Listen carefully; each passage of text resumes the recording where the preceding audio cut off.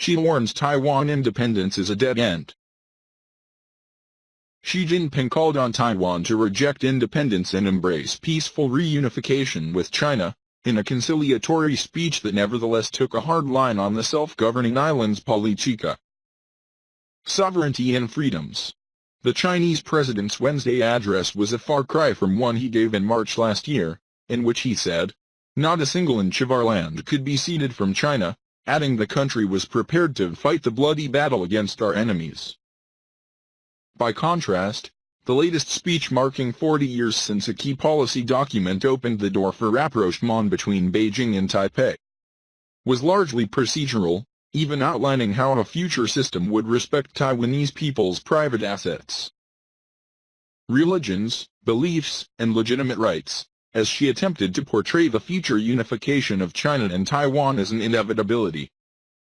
Reunification is the historical trend and the right path. Taiwan independence is a dead end, he said.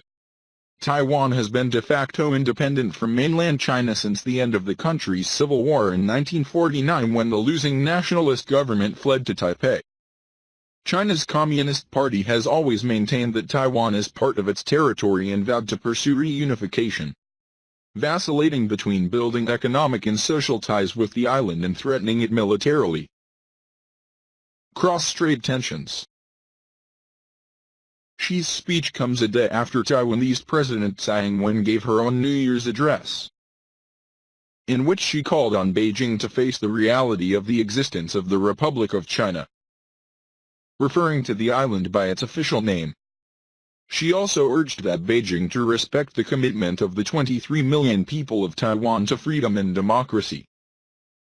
Tsai resigned as head of the Democratic Progressive Party, DPP, in November after the historically pro-independence party suffered a crushing defeat in local government elections, which also saw voters reject a proposal for the island to compete in international sporting events as Taiwan rather than Chinese Taipei, a moniker adopted after pressure from Beijing.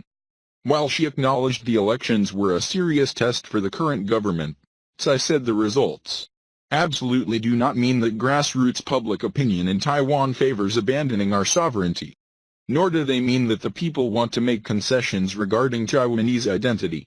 She also pointed to allegations of Chinese influence over those elections, saying Beijing's attempts to use the openness and freedom of our democratic system to interfere in Taiwan's internal politics and social development have now become Taiwan's greatest challenge. During his speech, she said China had achieved a great victory in frustrating the Taiwan independence movement and other separatist activities.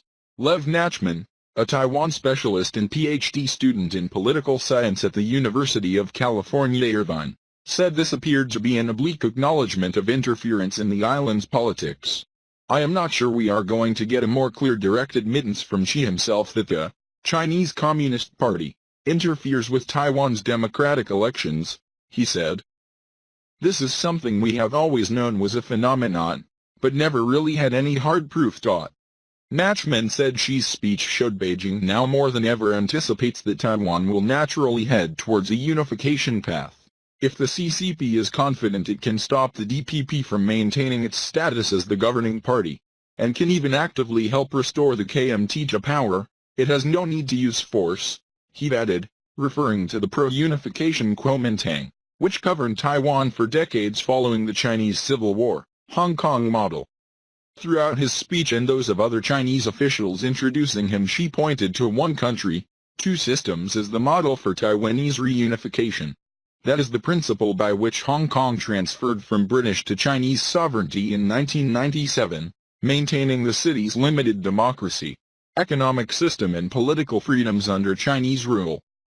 For many years, Hong Kong was seen as a model for Taiwan, an advertisement for future reunification, and Xi's speech harkened back to this. One country, two systems was raised to accommodate Taiwan's reality and safeguard the interests and benefits of Taiwan compatriots, under the precondition of ensuring national sovereignty and national security, Xi said. How attractive a model Hong Kong is to many in Taiwan is debatable, however, as recent years have seen Beijing renege on promises to expand democratic rights, and multiple prominent pro-democracy figures have been jailed, harassed, and banned from standing for election. Political and press freedoms have also declined in the city. Xi's call to Hong Kong as the one country, two systems experiment I think shows what an ideal unification looks like from Beijing's perspective. Put Taiwan in a position that allows some autonomy still, but slowly eroded until it is retaken completely, Nachman said. She would like Taiwanese people to see themselves as in the same position as Hong Kongers, which they do not. No promise to renounce force.